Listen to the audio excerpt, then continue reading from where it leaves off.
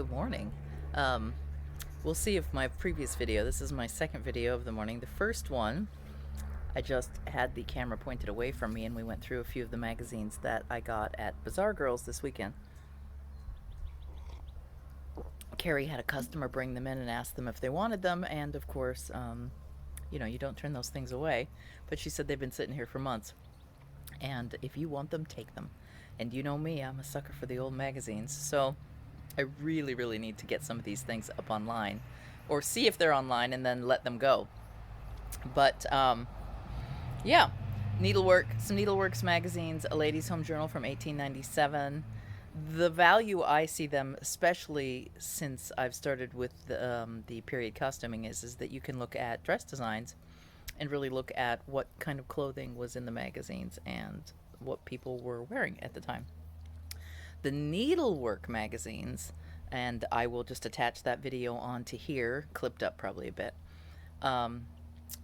have crafts. Basically, they're a magazine full of crafts and crochet, knitting, tatting, embroidery, cut work, all kinds of things. I know I have some older ones that took a trip around the world and said, here's the crafts they do in Hungary, here's the crafts they do in the UK.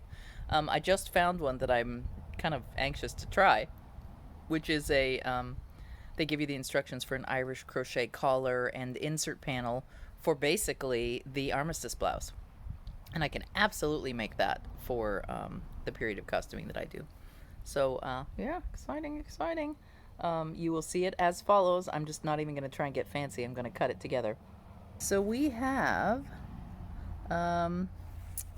a Ladies' Home Journal magazine with no cover, listed from, well, I'm pretty darn sure it's Victorian. I haven't found a date on this one yet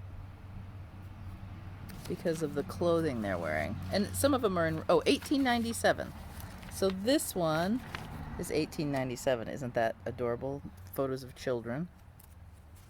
So December 1897. This Ladies' Home Journal in 1897, funnily enough, isn't a huge bit different from Ladies' Home Journal the last time I looked at one. Stories, interviews, things like that. Nice ads, some adorable ads.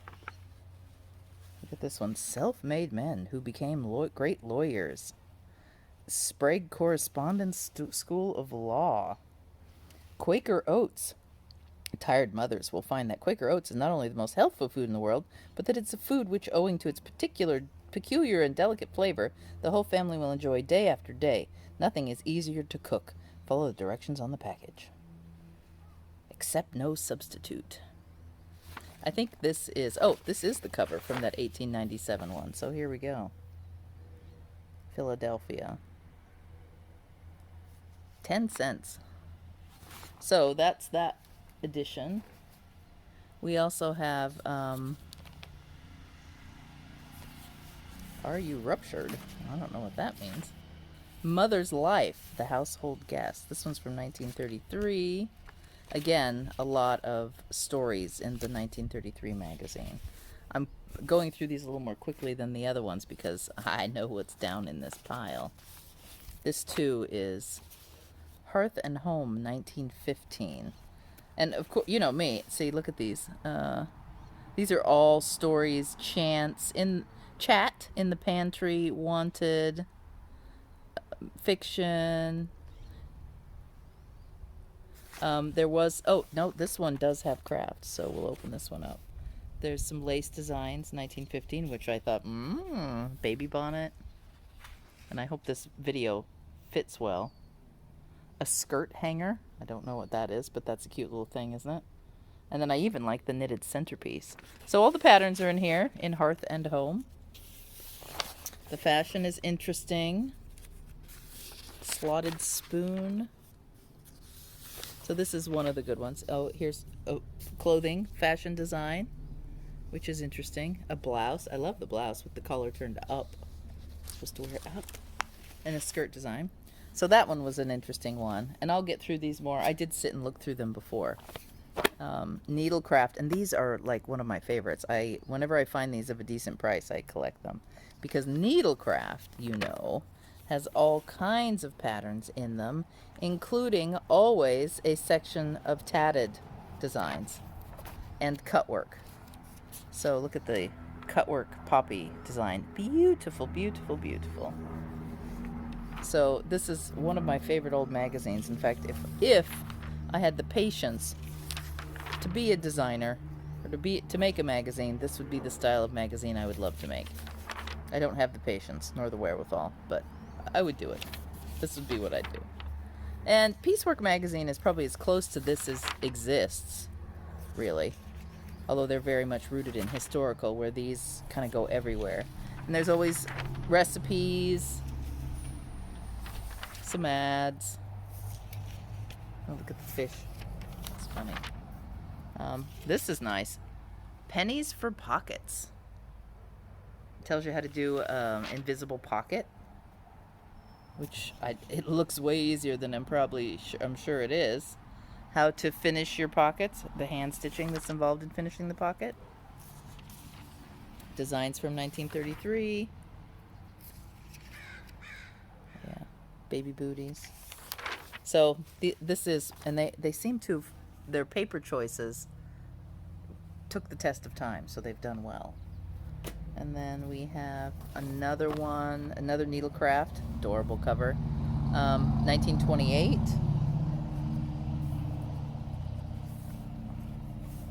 This one has a cross-stitch design. Oh, Fell's Naphtha. I was just talking about how Fell's Naphtha is a great stain remover, and that I had never really used it or heard much about it. If you watch this and you've used Fell's Naphtha, I know that one amongst you has. Definitely let me know. Ooh, how to make beaded flowers. Oh, beautiful jacket. Isn't that pretty? Again, sampler designs. I've seen these petals. Ooh, the sun is coming and going. Kind of painful. Oh, I saw, isn't this lovely?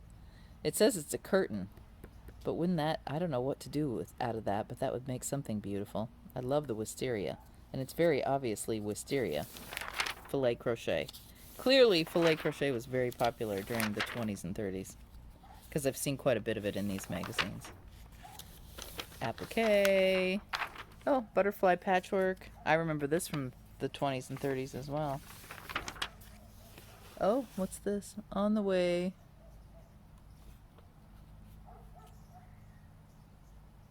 Oh, look. That puppy pattern. Stuffed crocheted puppy is in this magazine. Just a little dog sitting on a page, and there he is. So that's 1928. Let's see what our next. Oh, the Needlecraft.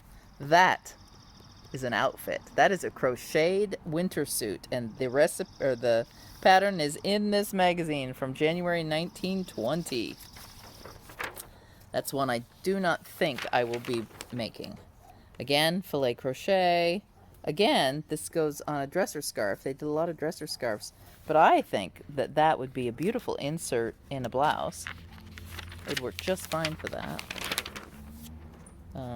I've seen dresser scarves with that on it. And this one is, again, filet crochet. Oh, look at that. So a lot of our talk of the reform dresses, these are just the simplified embroidery designs that were popular during that a little bit earlier period than this, but around this period. The birds are lovely, but I have a thing for birds, clearly. And then here's, speaking of bags, you know how I have my little thing about bags right now. Yeah, there's some bag designs. And, that is, there's some blue jays being chased by crows.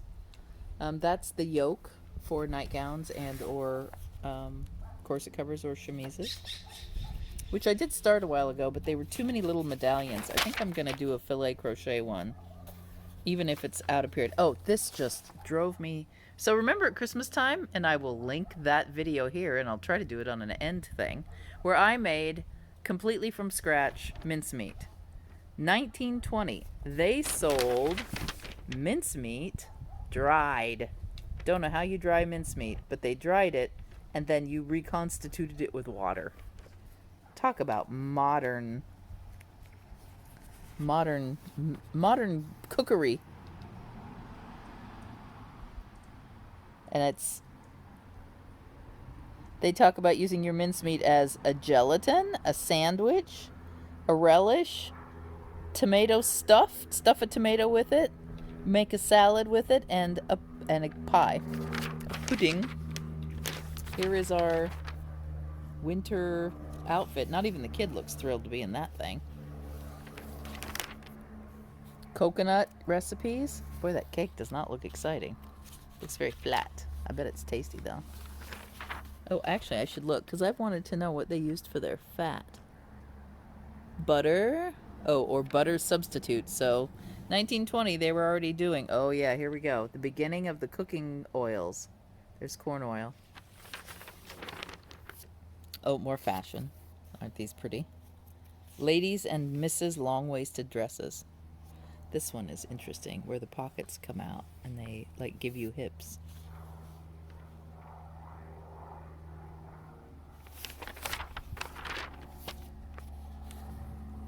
Oh, and look at this one with the embroidery down the hip. Here and then on the sleeve. And then that one, where it just looks like there's like an extra piece of fabric laid on the side. I really like that one, with a slim skirt and then a tunic over the top.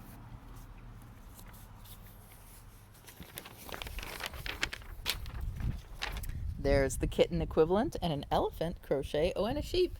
These don't look as nice as the dog, though. Knitted trims, always useful. And then look at her her cute sweater.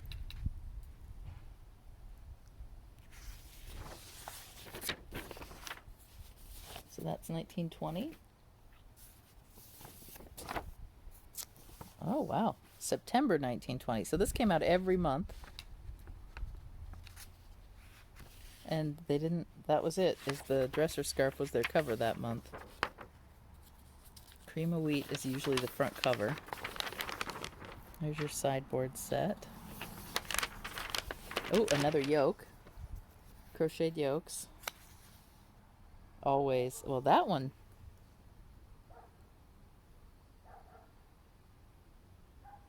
That one is not filet, or that's a different crochet design. There's filet, but that one's got an added thing. Little embroidery, white work.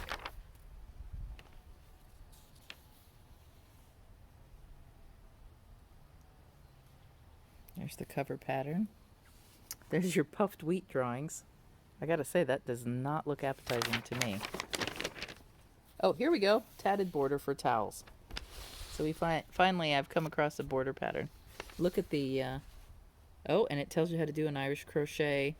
So this is basically the armistice blouse. And then they've given you the instructions to add on Irish crochet inserts. Look, Busilla. It's still in business. I've seen it. Oh, here. Wow. They even tell you how to do some reed work, it looks like. Some basket making. Here is an early bralette. To go under a Georgette blouse. More fashion. Still, look at the shoes. We're still wearing boots.